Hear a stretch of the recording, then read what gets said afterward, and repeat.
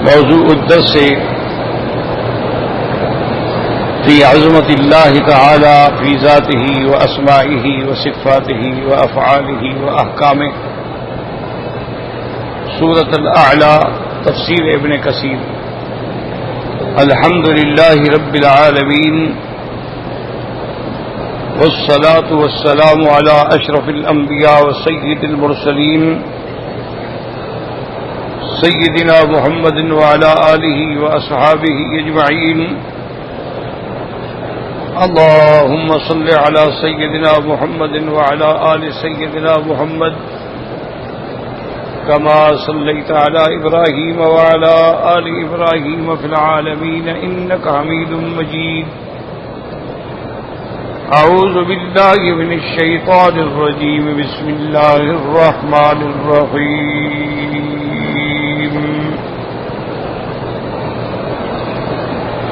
سبح اسم ربك الأعلى الذي خلق فسوى والذي قدر فهدى والذي أخرج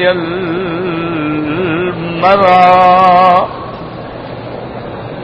فجعله غثاء أحوى سنقرئك فلا تنسى إلا ما شاء الله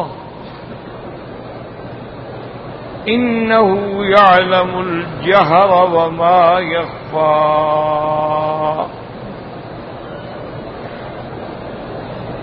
وَنُيَسِّرُكَ لِلْيُسْرَى فَذَكِّرْ إِن نَّفَعَتِ الذِّكْرَى سَيَذَّكَّرُ مَن يَخْشَىٰ وَيَتَجَنَّبُهَا الْأَشْقَى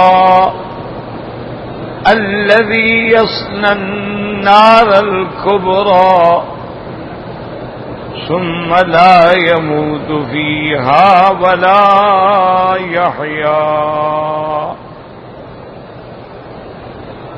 الحمدللہ، سورۃ الاعلیٰ کی ابتدائی آیات کے بارے میں ہم نے کل کے درس میں عرض کیا تھا۔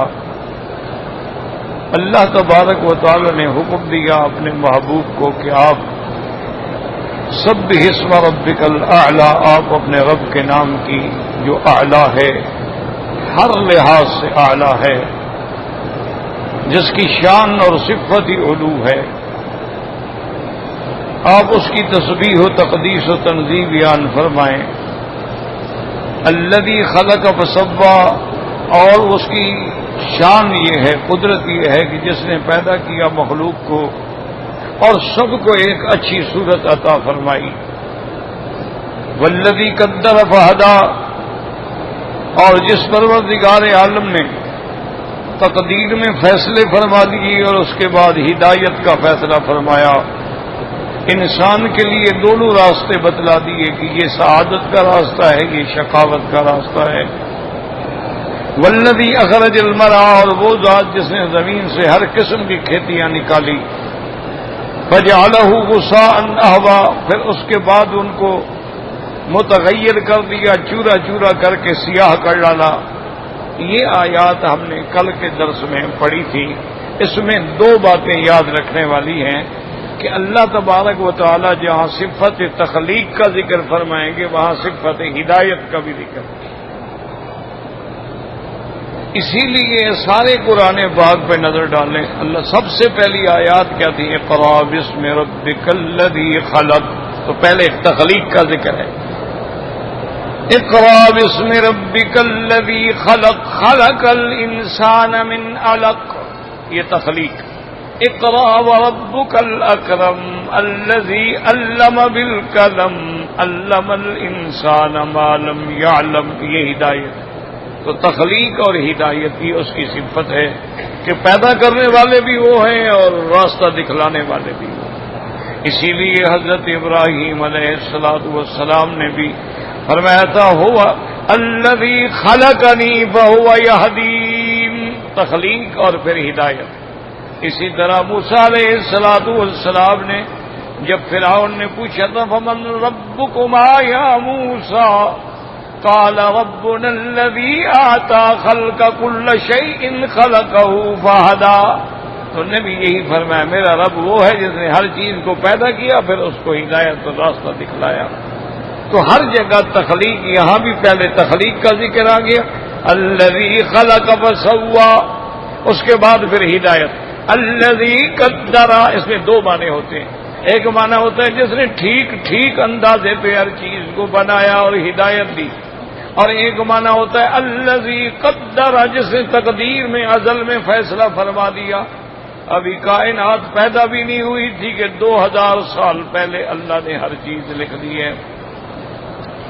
اس کے بعد پھر دلائل دیے کہ تمہیں سمجھنے کے لیے سمجھ آئے کہ تخلیق انسانی کو نہ سمجھ سکو تو تمہارے سامنے کھیتیاں اگ رہی ہیں، ان پہ نظر ڈالو، والذی اخرج المرعى، وہ کون ہے جو نکالتا ہے تمہارے لیے کھیتیاں، اور پھر ان کھیتیوں پر نظر ڈالو کیسے جب نکلتی ہیں کیسے تر و تازہ ہیں، سرسبز ہیں، اس کے بعد پھر ان کا رنگ پیلا ہونا شروع ہو جاتا ہے، پھر اس کے بعد چورا چورا ہو کے پاؤں میں روندی جاتی ہیں اور سیاہ پڑ جاتی ہیں۔ تو یہی انسان، یہی عالم، یہی سب کی حقیقت ہے، پیدا ہوتا ہے، جوانی آتی ہے، بڑھاپا آتا ہے، موت آ جاتی ہے، اور اللہ تبارک و تعالیٰ پھر موت کے بعد ایادہ پہ بھی کہتے ہیں۔ بس یہ ہم نے پڑھ لیا۔ آج کے سبق میں اللہ فرماتے ہیں سَنُقْرِئُكَ فَلَا تَنسَىٰ إِلَّا مَا شَاءَ اللَّهُ، میرے محبوب ہم آپ کو پڑھائیں گے اور ایسا پڑھائیں گے کہ پھر آپ بھولیں گے بھی نہیں، ہاں مگر جو اللہ چاہے۔ تو یاد رکھیں کہ ایک تعلیم ہے عام انسان کی، ایک تعلیم ہے انبیاء کی، دونوں میں فرق ہوتا ہے۔ عام انسان کی تعلیم تو یہ ہے نا کہ جی بچہ مدرسے میں جاتا ہے اور استاد اس کو بسم اللہ الرحمن الرحیم الف با تا سا پڑھاتا ہے، بچہ بھی اس کو دہراتا ہے، یاد کرتا ہے، کبھی بھول جاتا ہے، پھر مار کھاتا ہے، پھر یاد کرتا ہے۔ انبیاء کی پڑھانے کا یہ انداز نہیں، جیسے ان کی شان نرالی ہے، ان کی تعلیم نرالی ہے، تعلیم کا انداز بھی نرالا۔ وہاں تو یہ حکم ہوتا ہے کہ میرے مدنی جب جبریل وحی لاتا ہے آپ زبان مبارک کو کیوں ہلاتے ہیں، آپ کیوں پڑھتے رہتے ہیں؟ اس خوف سے کہ شاید بھول جائے؟ بالکل نہیں، لا تحرک بہ لسانک، آپ زبان کو حرکت بھی نہ دیں، لِتَعْجَلَ بِهِ إِنَّ عَلَيْنَا جَمْعَهُ وَقُرْآنَهُ، قرآن کو جمع کر کے پھر پڑھانا جو ہے یہ ہماری ذمہ داری ہے، جمع بھی ہم کریں گے، پڑھائیں گے بھی ہم۔ فَإِذَا قَرَأْنَاهُ فَاتَّبِعْ قُرْآنَهُ، جب ہم پڑھائیں بس آپ سنتے رہیں۔ ثُمَّ إِنَّ عَلَيْنَا بَيَانَهُ، پھر قرآن کو صرف پڑھائیں گے نہیں بلکہ اس کی تفسیر، اس کی تفصیل، اس کی تشریح، اس کے احکام وہ بھی سارے ہم بیان فرما دیں گے۔ تو انبیاء کے پڑھانے کا طریقہ ہی الگ ہوتا ہے کہ وہاں زبان ہلانے کی بھی ضرورت نہیں ہوتی، اللہ سینے میں قرآن اتار دیتا۔ اسی لیے تنزل بہ الروح الامین علی قلبک لتکون من المنذرین بلسان عربی مبین، اللہ نے فرمایا قرآن لے کے آنے والا جبریل ہے جو امانت والا ہے، اور اس نے قرآن کہا اتارا اعلی قلبک، تیرے دل پہ محمد مصطفیٰ صلی اللہ علیہ وسلم، یعنی کبھی اللہ پاک دل پہ القاء فرما دیتے ہیں اور فرشتہ نظر بھی نہیں آتا ہے لیکن پھر بھی قرآن یاد ہو جاتا ہے۔ اسی لیے اللہ نے فرمایا حضرت خضر کے بارے میں وَعَلَّمْنَاهُ مِن لَّدُنَّا عِلْمًا، ہم نے ان کو علم دیا، ہم نے اس کو پڑھایا، اپنی طرف سے پڑھانا ہے۔ وَلَقَدْ آتَيْنَا دَاوُودَ وَسُلَيْمَانَ عِلْمًا، ہم نے حضرت داؤد و سلیمان کو علم عطا فرمایا کہ وہ انسان تو انسان، پرندے اور جانوروں کی بولیاں بھی سمجھ لیتے تھے، تو یہ علم عطا فرمانا جو ہے انبیاء کے لیے طریقہ ہی الگ ہے، انبیاء کی شان بھی الگ، ان کے علوم کی شان بھی الگ، اور ان کے طریقہ تعلیم کی شان بھی الگ۔ اب ایک مسئلہ تو یہ ہو گیا، اللہ نے فرمایا کہ ہم آپ کو پڑھائیں گے اور آپ پھر کبھی نہیں بھولیں گے، الا ما شاء اللہ، مگر جو اللہ چاہے، اگر اللہ چاہے تو وہ بھلوا دیں یا وہ آیتیں آپ کے دل سے اٹھا لیں۔ تو اس میں مسئلہ سمجھیں، یہ مسئلہ ہے ناسخ اور منسوخ، اس کو سمجھنے کی کوشش کریں۔ قرآن میں ناسخ بھی ہیں منسوخ بھی ہیں، حدیث میں بھی ناسخ ہے منسوخ ہے۔ ناسخ اور منسوخ کا مطلب یہ ہوتا ہے کہ ایک حکم تھا، پھر دوسرا حکم آ کے اس نے ختم کر دیا، تو وہ ناسخ ہوا اور پہلا حکم منسوخ ہوا۔ یہ ہے ناسخ اور منسوخ۔ پھر اس ناسخ و منسوخ جو ہے اس کے بھی قسمیں ہیں۔ ایک تو یہ ہوتا ہے کہ اس کی تلاوت بھی منسوخ ہو جائے اور حکم بھی منسوخ ہو جائے، یعنی وہ آیات ہی اللہ نے اٹھا لی، نہ پڑھی جاتی ہیں نہ ان پر عمل ہوتا۔ اس کو کہتے ہیں منسوخ التلاوت والحکم، تلاوت بھی منسوخ اور حکم بھی منسوخ۔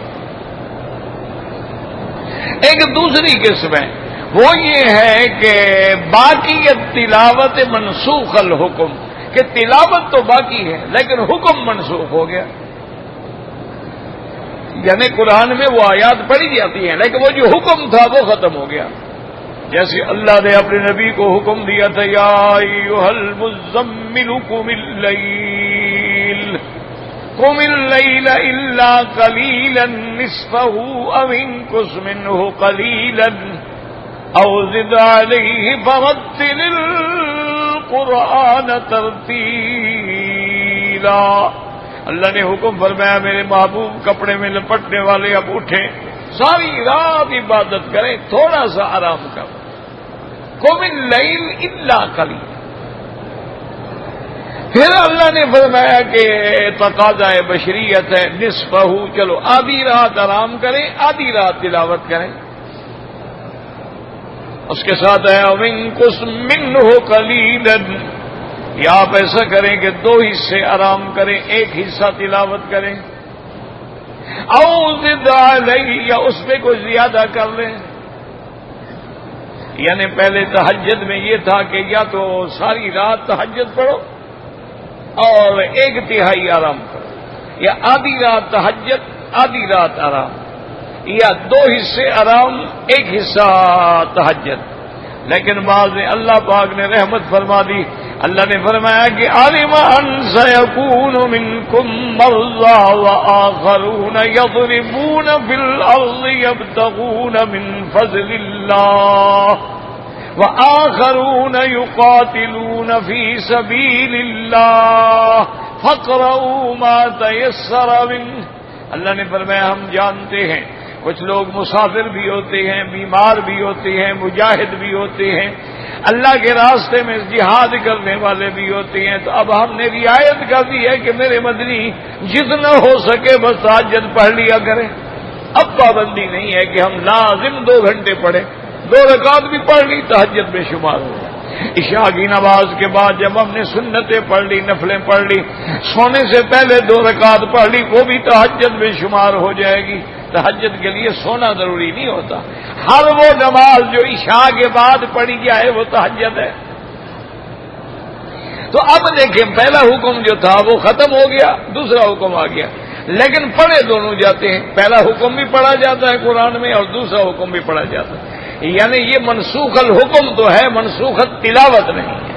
اچھا ایک اور قسم ہوتی ہے کہ منسوخ تلاوت تو ہے لیکن منسوخ الحکم نہیں ہے، یعنی تلاوت تو نہیں کی جاتی لیکن حکم باقی ہے۔ جیسے کہ قرآن پاک میں آیات آئی تھی کہ الشیخ والشیخۃ اذا زنیا فرجموہما البتۃ نکالا من اللہ، میرے محبوب اگر دونوں شادی شدہ ہیں، مرد بھی اور عورت بھی، تو دونوں کو رجم کی جائے. رجم مانا پتھر مار مار کے مار دیا جائے. تو اب یہ دیکھیں کہ یہ آیت منسوخ ہو گئی، لیکن حکم باقی ہے کہ حضور صلی اللہ علیہ وسلم نے رجم کا حکم دیا. رجم رسول اللہ ورجم صحابہ، اور آپ کے صحابہ نے بھی رجم کا حکم دیا. تو حکم باقی ہے لیکن تلاوت منسوخ ہے. تو یہ ناسخ و منسوخ کے احکام. اچھا، اسی طرح ایک بات یہ بھی یاد رکھو، سمجھو، یہ ضروری نہیں ہوتا ہے کہ قرآن میں ناسخ اور منسوخ کا لفظ ہو. بات سمجھو، لفظ نہیں ہوگا. صرف ہمیں یہ دیکھنا ہوگا کہ پہلا حکم کیا تھا اور بعد والا کیا ہے، تو سمجھ آ گیا بعد والا ناسخ ہے اور پہلا منسوخ. حضور صلی اللہ علیہ وسلم مکی زندگی میں، ابتدائی اسلام میں، جب نماز پڑھتے تو بیت المقدس کی طرف رخ کر کے نماز پڑھتے، مسجد اقصی کی طرف رخ کر کے نماز پڑھتے. لیکن حضور کو اس کعبے سے بڑی محبت تھی، اس لیے وہ ہمیشہ بین الرکنین، رکن یمانی اور حجر اسود کے درمیان نماز پڑھتے تھے. حضور ہمیشہ اپنی نمازیں حجر اسود رکن یمانی کے درمیان میں پڑھتے تھے، تاکہ جب وہ رخ کریں مسجد اقصی کی طرف تو یہ کعبہ بھی درمیان میں آ جائے. یہ کعبہ درمیان، تاکہ حضور کی محبت بھی پوری ہوتی ہے، اللہ کا حکم بھی پورا ہوتا ہے. اب یہ حکم تھا.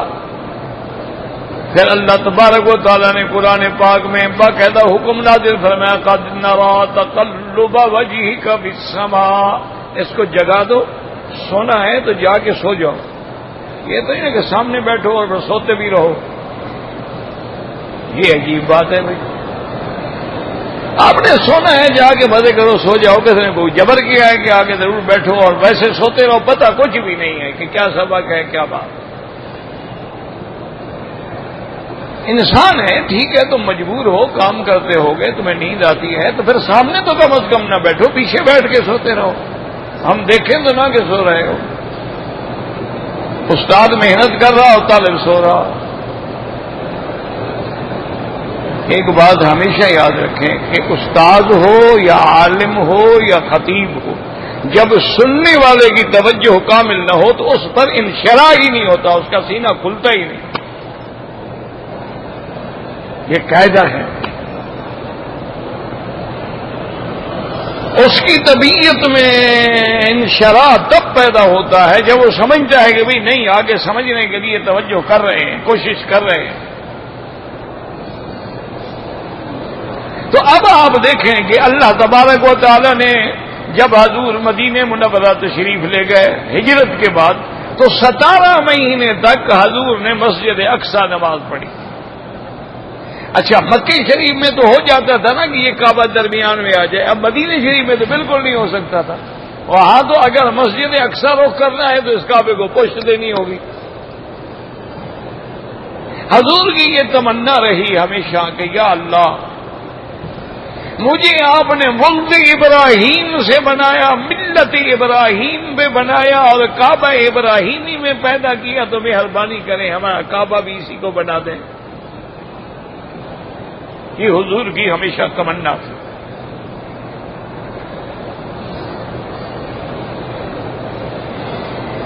اللہ تبارک و تعالی نے ارشاد فرمایا، قد نرى تقلب وجهك في السماء فلنولينك قبلة ترضاها فول وجهك شطر المسجد الحرام. اللہ نے فرمایا میرا مدنی، آپ کا چہرہ اٹھتا ہے، مانگتے نہیں ڈر سے کہ اللہ ناراض نہ ہو جائے. اٹھتا ہے پھر جھک جاتا ہے، پھر اٹھتا ہے پھر جھک. تقلب ہے تفاعل سے. لیکن اللہ تو سب کچھ دیکھ رہے ہیں اور یہ بھی جان رہے ہیں کہ کیوں اٹھا ہے. اللہ نے فرمایا میرا مدنی ہم آپ کی تمنا پوری کرتے ہیں، فَلَنُوَلِّيَنَّكَ قِبْلَةً، ہم آپ کو اس قبلے کی طرف پھیرتے ہیں جو آپ کو محبوب ہے۔ یہاں سے مسئلہ نکلا کہ قبلہ اول بھی یہی ہے۔ یہ غلط ہے کہ مسجد اقصی قبلہ اول ہے، اس کو تو ہم اس لیے قبلہ اول کہتے ہیں کہ حضور نے ابتدائی زمانے میں اس طرف نماز پڑھی ہے، ورنہ اصل قبلہ یہی تھا۔ اس لیے اللہ قرآن میں کہتے ہیں فَلَنُوَلِّيَنَّكَ قِبْلَةً، تو اس کو اللہ نے قبلہ فرمایا ہے، مانا ہے کہ پہلے سے یہ قبلہ تھا۔ پھر حکم دیا فَوَلِّ وَجْهَكَ شَطْرَ الْمَسْجِدِ الْحَرَامِ، اب اپنے چہرے کو مسجد الحرام کی طرف پھیر لو۔ اللہ کی رحمت پہ غور کرو اور قرآن سمجھنے کی کوشش کرو۔ پہلے پر میں فَلَنُوَلِّيَنَّكَ قِبْلَةً، اب آگے اللہ نے یہ حکم نہیں دیا کہ اپنے چہرے کو قبلے کی طرف پھیرو، ورنہ حکم تو یہی ہونا چاہیے تھا نا، فَلَنُوَلِّيَنَّكَ قِبْلَةً تَرْضَاهَا فَوَلِّ وَجْهَكَ إِلَى الْقِبْلَةِ إِلَى الْكَعْبَةِ، نہیں، فَوَلِّ وَجْهَكَ شَطْرَ الْمَسْجِدِ الْحَرَامِ۔ کیوں اللہ حکم دیتے کہ کعبے کی طرف رخ کرو، تو ساری دنیا میں ہر بندہ کیسے کعبے کی طرف رخ کرتا؟ کعبہ تو ایک چھوٹی سی جگہ ہے، ایک کمرہ ہے۔ اللہ نے فرمایا میرا مدنی اب رخ کرنے کے لیے پوری مسجد الحرام جو ہے، پورا مکہ کعبہ ہے، بس ادھر رخ کر لو، گویا تیری نماز ہو گئی۔ ضروری نہیں ہے کہ تو عین قبلے میں ہو، ہاں اگر کعبہ سامنے ہو تو پھر بالکل عین ہو، اسی لیے یہاں صفیں گول بنتی ہیں کہ ہر بندے کا رخ اور بدن جو ہے وہ عین قبلے میں ہو۔ لیکن اگر باہر کے ملکوں میں ہے تو جہت کافی ہے، جیسے آپ اپنے ملک میں بس مغرب کی طرف نماز پڑھتے ہیں، بعض ملکوں میں مشرق کی طرف نماز ہوتی ہے، تو معنی یہ ہے کہ بس اب یہ جہت ہی کافی ہے، کسی نے جہاں سے بھی رخ کیا اس طرف کو کر لیا۔ اور مسجد الحرام یہ نہیں ہے، مسجد الحرام پورا مکہ ہے، اس لیے علماء فرماتے ہیں کہ جو اندر کھڑا ہے اس کے لیے قبلہ کعبہ ہے، اور جو باہر کھڑا ہے اس کے لیے قبلہ یہ مسجد الحرام ہے، اور جو باہر کے ملکوں میں ہے اس کے لیے سارا حرم قبلہ ہے۔ اس لیے اللہ نے فرما دیا ہدیم بالغ الکعبہ، کہ میں حج کی بکری کعبے میں جا کے ذبح کرو، تم تو مینا میں کرتے ہو۔ اشارہ کر دیا کہ کعبہ صرف یہ نہیں، سارا حرم بھی کعبہ ہے۔ یہی دھوکھا لگانا شیعہ کو نے لکھ دیا حضرت علی کعبے میں پیدا ہوا، کعبے کا معنی حرم ہے، اللہ کے بندے حضرت علی کا گھر حرم میں تھا، سب صحابہ کے گھر حرم میں تھے، حضرت علی کا گھر بھی چونکہ حرم میں تھا وہیں پیدا ہوئے، تو لکھ دیا کسی کاتب نے لکھ دیا یا کسی محبت والے نے لکھ دیا کہ مولود کعبہ۔ جیسے کوئی کہتا ہے جی مدرس حرم، کوئی کہتا ہے مدرس مسجد الحرام، کوئی کہتا ہے جی مدرس کعبہ، کوئی کہتا ہے جی امام حرم، کوئی کہتا ہے امام کعبہ، کوئی کہتا ہے امام مسجد الحرام، تو بات تو ایک ہی ہے نا۔ تو اب یاد رکھیں کہ بھئی وہ پہلا حکم جو تھا کہ مسجد اقصی کی طرف نماز پڑھو، وہ پہلا حکم تو موجود نہیں ہے، نہ قرآن میں ہے نہ حدیث میں ہے، لیکن جب دوسرا حکم آ گیا تو سمجھ آ گیا وہ ناسخ ہے اور پہلا حکم منسوخ ہو گیا۔ اسی طرح یاد رکھیں کہ تورات ہے، انجیل ہے، زبور ہے، جتنی کتابیں ہیں سب کا سب برحق ہیں، لیکن جب اللہ کا قرآن آ گیا تو اللہ نے حکم دے دیا کہ بس ان الدین عند اللہ الاسلام، اور فرما دیا وَمَن يَبْتَغِ غَيْرَ الْإِسْلَامِ دِينًا فَلَن يُقْبَلَ مِنْهُ وَهُوَ فِي الْآخِرَةِ مِنَ الْخَاسِرِينَ۔ اب اسلام کے بغیر کوئی دین نہیں، قرآن کے بغیر کوئی کتاب نہیں، لا نبی بعدہ ولا معصوم بعدہ ولا کتاب بعد کتابہ ولا شریعت بعد شریعتہ۔ تو معلوم ہوا کہ پہلی شریعتیں ساری منسوخ ہو گئی، ختم ہو گئی، لیکن لفظ کہیں نہیں ہے ناسخ منسوخ کا۔ لیکن جب قرآن آ گیا تو پہلی کتابیں خود بخود منسوخ ہو گئی۔ اچھا، اسی طرح سارے محدثین یاد رکھیں کہ آپ اگر اللہ توفیق دے پڑھنے کی، آپ دیکھیں مثلا بخاری شریف دیکھیں، ترمذی دیکھیں، نسائی دیکھیں، ابن ماجہ دیکھیں، ساری حدیث کی کتابیں دیکھیں، تو ان محدثین کی بھی یہ طرز ہے، وہ یہ نہیں بتاتے منسوخ ہے یا ناسخ ہے، وہ پہلا حکم ایک باب میں ذکر کرتے ہیں، اس کے بعد دوسرا حکم ذکر کر دیتے ہیں، تو اشارہ ہوتا ہے کہ یہ بعد والا باب جو ہے وہ پہلے کے لیے منسوخ ہے،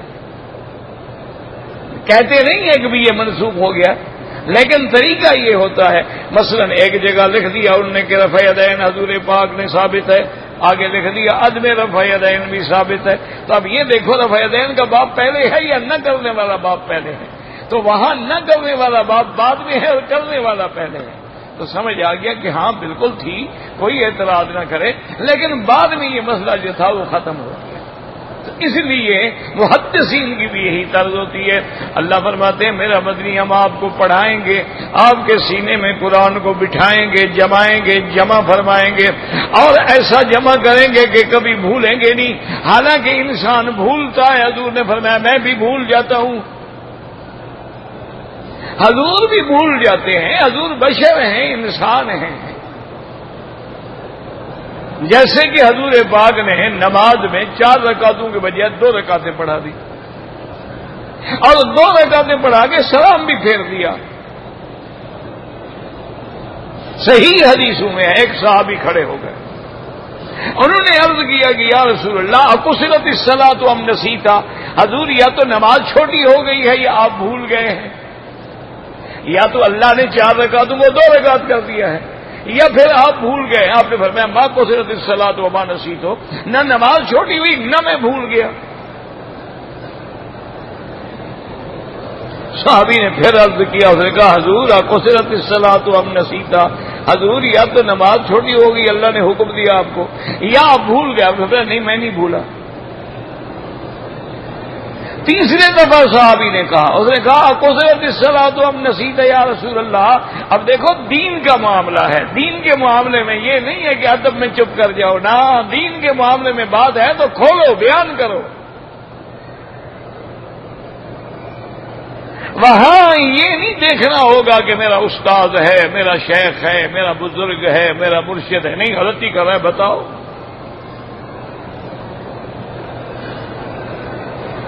کیوں؟ نبی کا کون مقابلہ کر سکتا ہے؟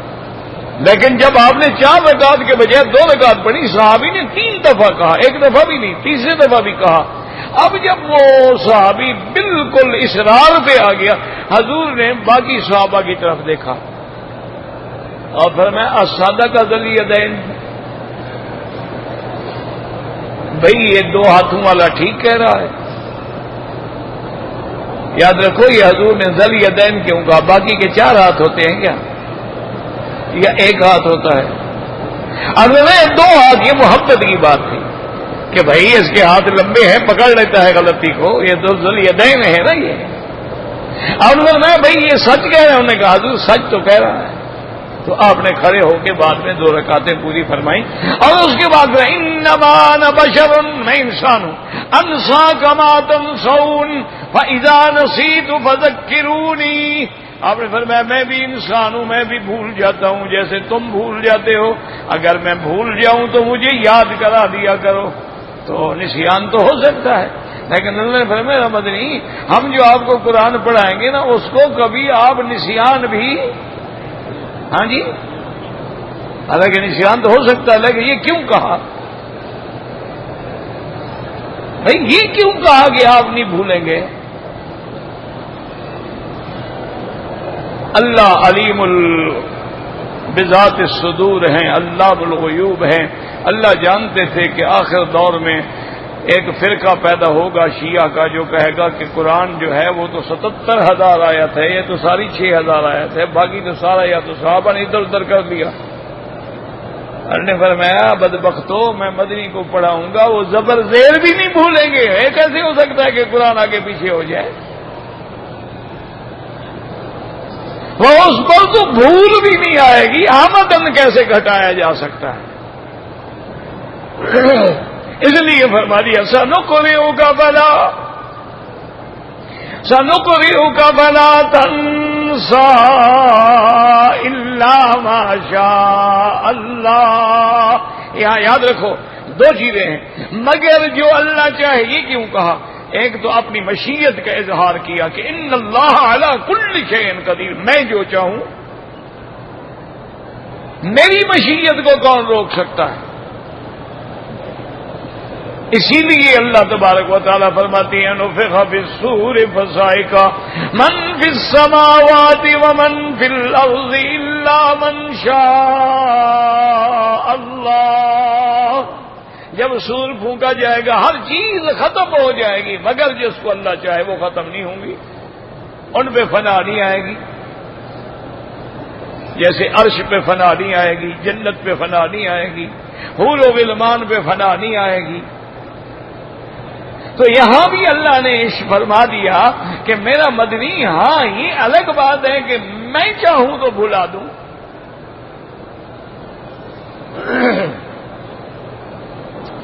ایک دفعہ رمضان المبارک میں حضور صلی اللہ علیہ وسلم نے فرمایا، کئی راتیں گزرنے کے بعد فرمایا کہ اللہ نے مجھے لیلۃ القدر کی تعیین کے بارے میں علم عطا فرما دیا کہ لیلۃ القدر کب ہوگی.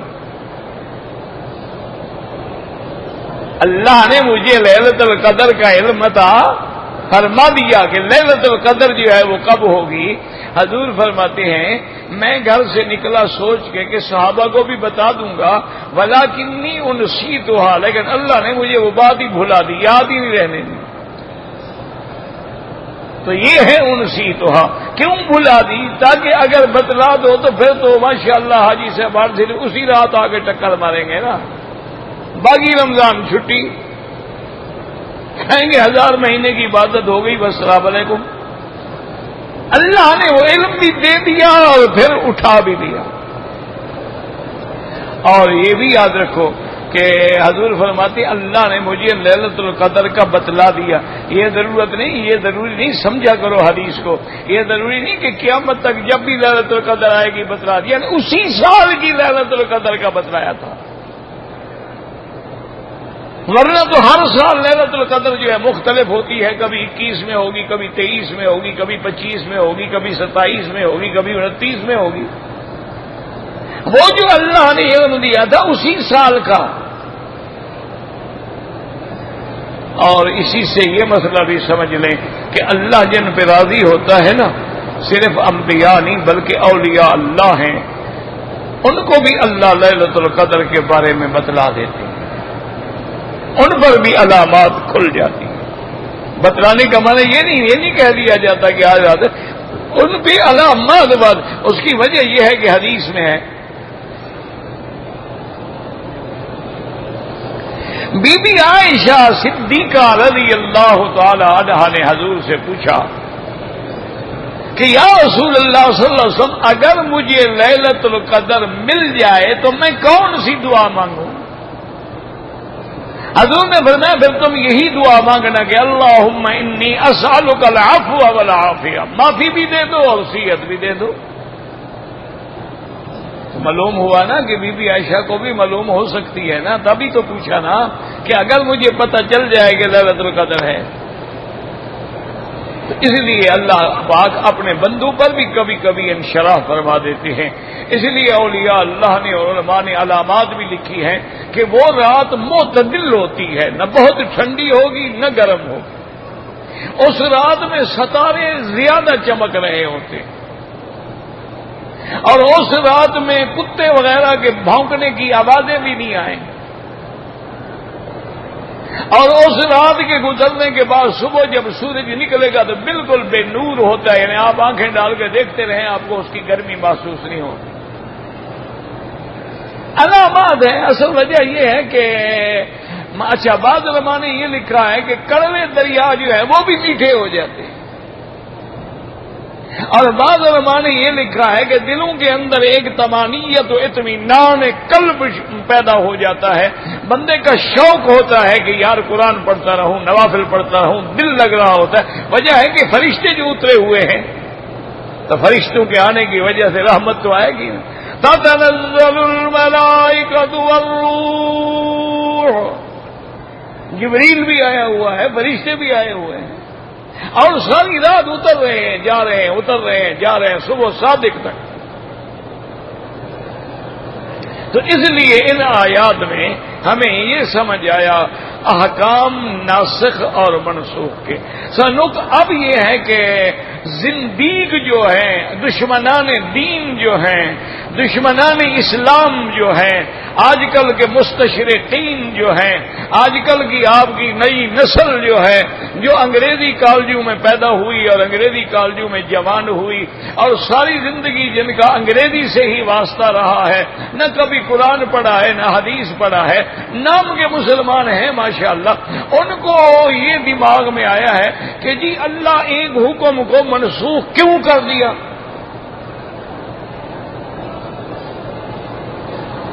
اللہ نے ایک حکم دیا اور اس کو پھر کیوں ختم کر دیا؟ کیا پہلا حکم غلط تھا؟ اگر غلط تھا تو اللہ نے کیوں دیا؟ اگر پہلا حکم ٹھیک تھا تو اللہ نے ختم کیوں کر دیا؟ یہ ان کے دماغ میں شیطان وسوسے ڈالتے ہیں۔ شیاطین الانس والجن جو ہے نا جی، آج کل تو تمہارے پاس ہے نا جی، انٹرنیٹ ہے، موبائل ہے، تمام دنیا کے شیاطین کا رابطہ ہے ہر وقت۔ وہ ایک دماغ میں بات بھائی یار یہ عجیب مولوی ہیں، کہتے ہیں یہ منسوخ ہو گیا، یہ ناسخ ہو گیا۔ بھائی دونوں اگر اللہ کے حکم ہے، کیا پہلا حکم غلط تھا؟ اگر غلط تھا تو خدا غلط حکم بھی دیتا ہے، اور اگر پہلا حکم بھی ٹھیک تھا تو پھر اس کو ختم کیوں کیا اللہ؟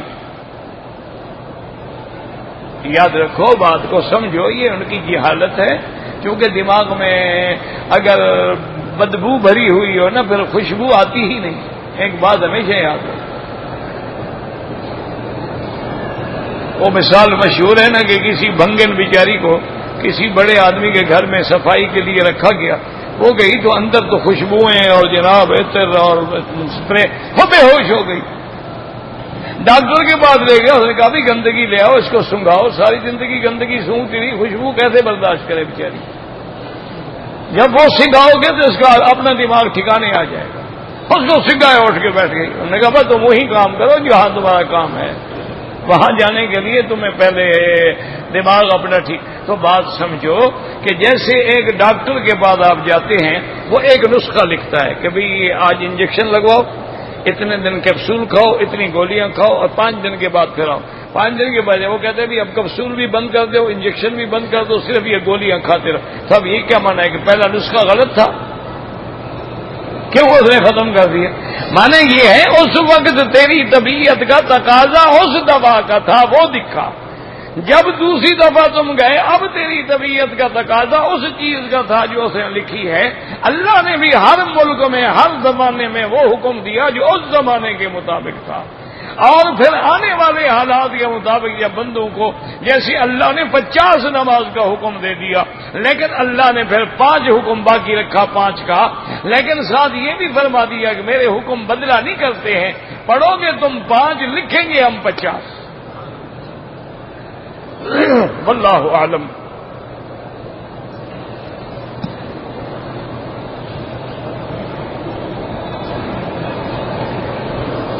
بھائی اگر وہ پیٹرول پمپ بھی برباد ہو گیا ہے، وہاں چھوٹی مسجد تھی وہ بھی ویران ہوگی، ٹھیک ہے، یہ مسجدیں نہیں ہوتی اصل میں، اس کو کہتے ہیں مصلی، نماز پڑھنے کی جگہ۔ مسجد تو وہ ہوتی ہے نا جو آبادی میں بنائی جاتی ہے، نیت کر کے بنائی جاتی ہے۔ یہ تو ویسی ہے جیسے کہیں کسی نے ہوٹل کھولا تو ساتھ ایک چہار دیواری بھی دے دی تاکہ جن لوگوں نے نماز پڑھنی ہے وہ پڑھ لیں۔ یہ مصلی ہوتا ہے، مسجد نہیں ہوتی۔ اگر وہ ویران ہو گئی آپ توڑ سکتے ہیں۔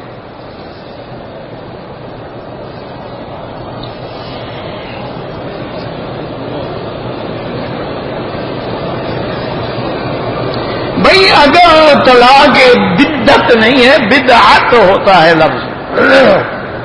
بہرحال یہ طلاق اور نکاح کے جتنے مسائل ہیں نا، اپنے علاقے کے علماء سے پوچھو یا دارالفتاء سے پوچھو۔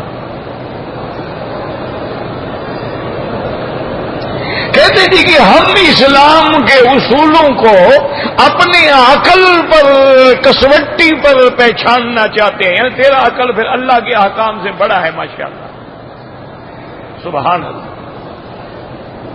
اور تیرے عقل کے خالق نے جو حکم دیا ہے تم نے کیسے پرکھنا ہے اس کو؟ عقل میں آ جائے الحمدللہ، نہ آئے الحمدللہ. اللہ کا حکم اللہ کا حکم ہے. اب کون عقل سے سمجھ سکتا ہے کہ 2000 سال پہلے اس کائنات کو پیدا کرنے سے پہلے اللہ نے قلم پیدا کی اور فرمایا اکتب ما کان وما یکون وما هو کائن الی یوم القیامہ، کہ جو لکھو جو ہو گیا جو ہوگا اور جو قیامت ہوگا سب لکھ دو. اللہ نے سب لکھ دیا.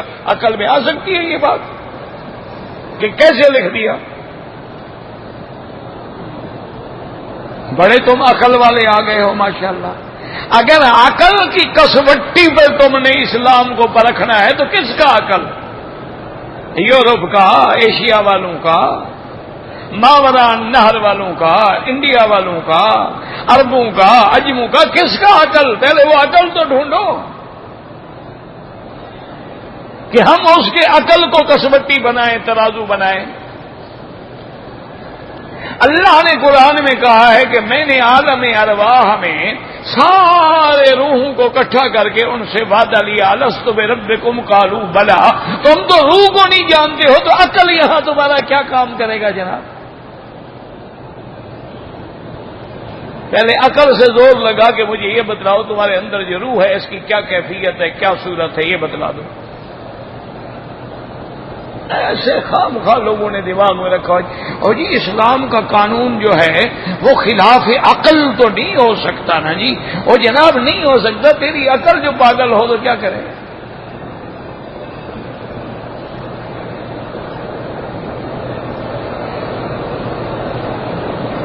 کہتے جی کہ ہم نے حضور کی سنت ہے بیوہ سے نکاح کرنا، ہم ذکر نہیں کرتے. کیوں ذکر نہیں کرتے؟ لاکھوں لوگوں نے بیوہ سے نکاح کیا ہوا ہے. کس نے کہا ہے آپ کو ذکر نہیں کرتے؟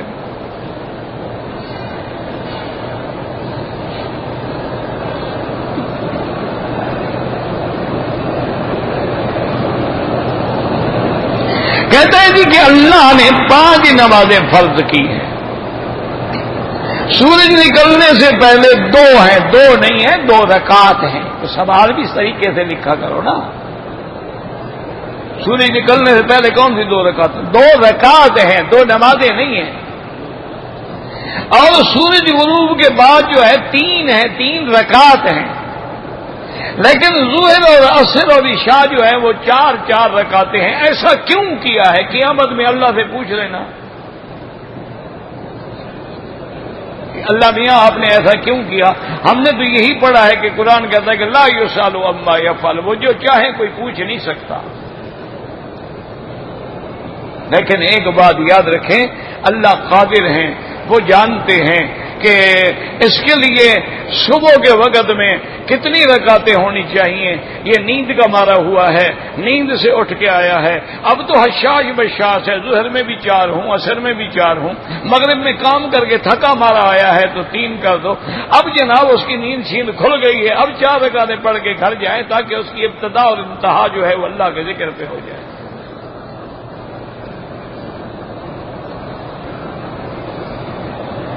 کسی آدمی کی مزدوری کھا جائے قیامت میں دے گا، دنیا میں نہیں دے گا تو قیامت میں دے گا.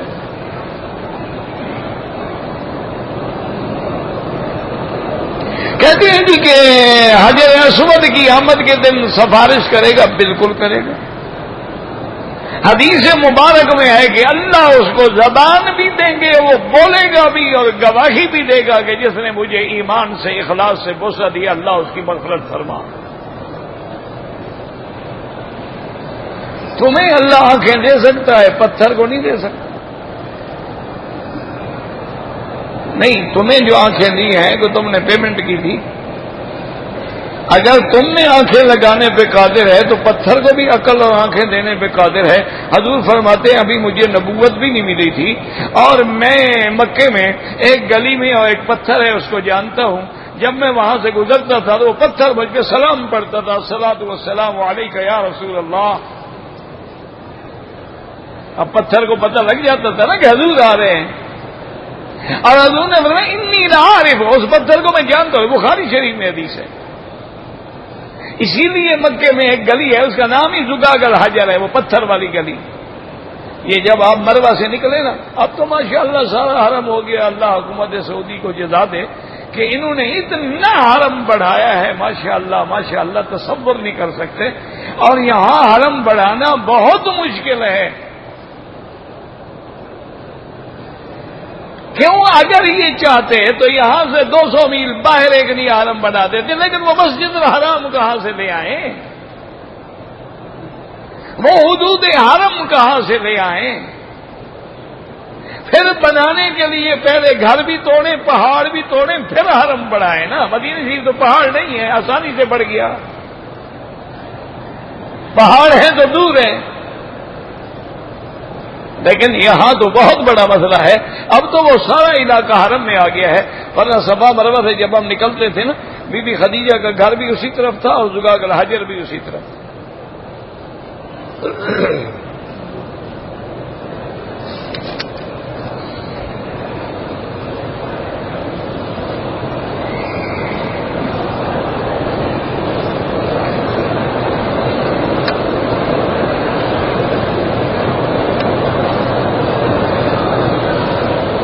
بہرحال زکوٰۃ جو ہے اپنے غریب رشتہ داروں کو دو تو زیادہ ثواب۔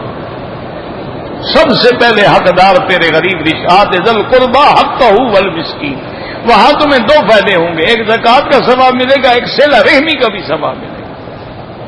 باقی دینی مدرسے ہیں، جماعتیں ہیں جو ان کو بھی دیں، لیکن زیادہ حقدار جو ہیں تیرے رشتہ دار۔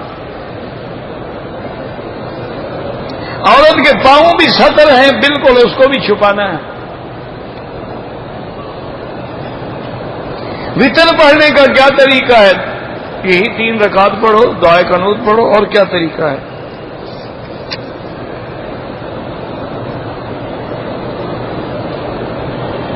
میں دین سیکھنا چاہتا ہوں۔ پاکستان میں ماشاءاللہ بڑے بڑے مدرسے ہیں دینی۔ آپ جس ملک میں، جس شہر میں رہتے ہیں، وہاں کسی دینی مدرسے سے رابطہ کر لیں۔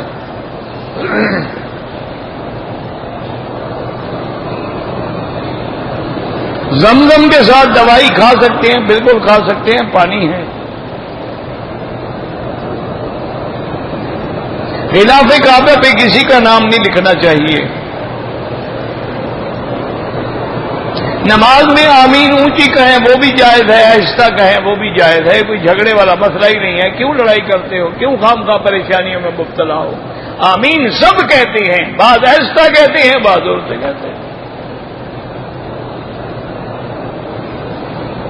جمعہ کے اندر جب دوسری اذان ہوتی ہے تو آپ منبر پہ اگر امام بیٹھ گیا ہے تو اب آپ خاموش رہیں گے، کچھ نہیں بولیں گے۔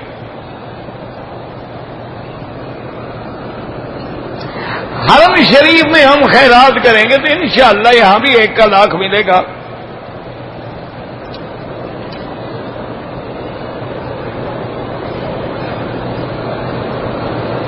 مجھے ایک کتاب خریدنا ہے، اردو میں ہو تو یہ اپنے ملک سے جا کے خریدنا، یہاں تو اردو والی نہیں ملیں گی آپ۔ مکے میں جو رہتے ہیں ہر سال ضروری ہے کہ عمرہ کریں؟ کوئی ضروری نہیں۔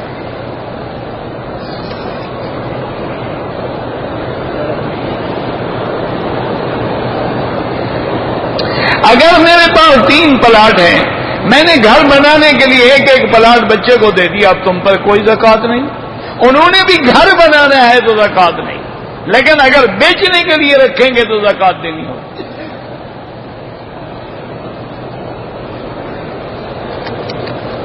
یہ صرف ایک ہی آدمی ہے جو سوال لکھتا رہتا ہے۔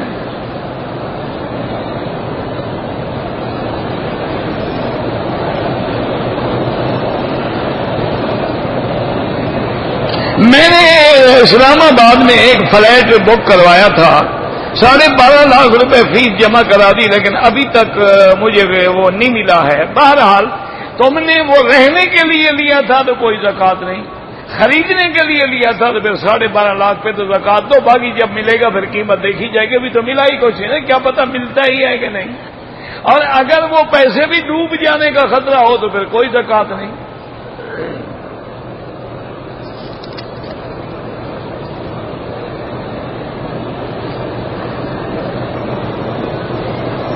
بھائی اگر گھر بنانے کے لیے پلاٹ خریدو تو زکوٰۃ نہیں ہے، بیچنے کے لیے خریدو تو زکوٰۃ ہے، اور ہر سال کی مارکیٹ ریٹ کے مطابق دینی ہوگی۔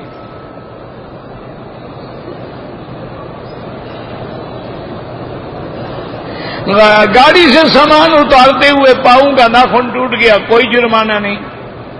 2 دفعہ ٹوتھ پیسٹ استعمال کیا، صدقہ کر دو، 5-10 ریال خیرات کر دو۔ مسواک کر لیتے جناب عمرے کے دوران، اگر پیسٹ شریف بھول جاتے انگریز کا بنایا ہوا تو کوئی فرق تو نہیں پڑتا تھا، لیکن عادت ہے نا جناب، وہ تو نہیں چھوڑتے۔ نماز چھوڑ دیں گے، ٹوتھ پیسٹ نہیں چھوڑتے۔ اسی لیے تو صبح پہلا کام یہی کرتے ہیں نا، داڑھی شیو کرتے ہیں، تاکہ جب نکلیں تو حضور کی سنت پہ اس طرح پھیر کے نکلیں۔ ماشاءاللہ مسلمان ہو تو ایسا ہو کہ اٹھتے ہوئے پہلے حضور کی سنت پہ اس طرح چلانا۔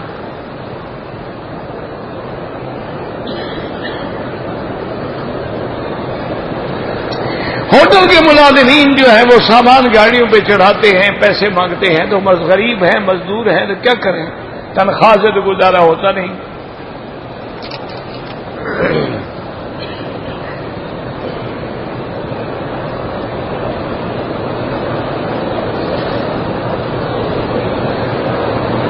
بہرحال یہ ہے کہ یہاں 2 اذانوں کے درمیان میں وقفہ تھوڑا ہوتا ہے، جب اذان شروع ہو آپ سنتیں شروع کر دیں، وقت تو ہو گیا ہے نا، آپ سنتیں پوری کر لیں گے۔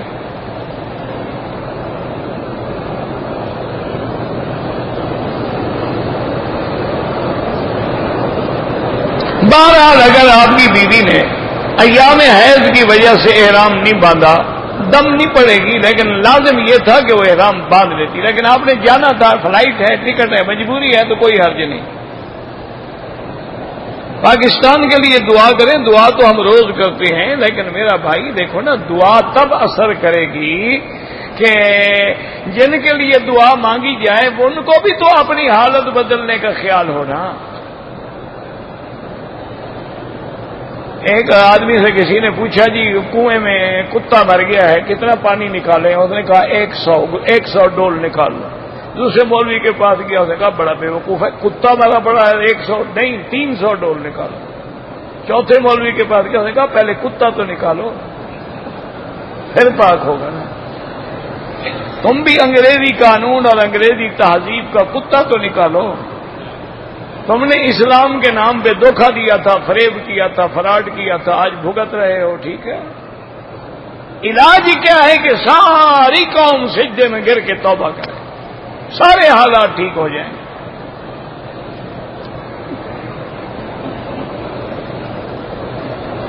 زمزم میں چائے بنائیں، بالکل جناب بنائیں۔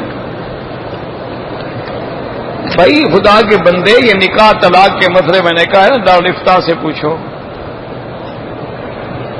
میں مشورہ کرنا ہے آپ سے، میں عشاء کے بعد آگے بیٹھا ہوں گا، مشورہ جو آپ نے کرنا ہے کر لیں۔ ربنا تقبل منا انك انت السميع العليم وتب علينا انك انت التواب الرحيم اللهم فرج هم المهمومين نفس كرب المكروبين واقض الدين عن المدينين واشفنا واشف مرضانا ومرضى المسلمين اللهم انا نسألك الفوز في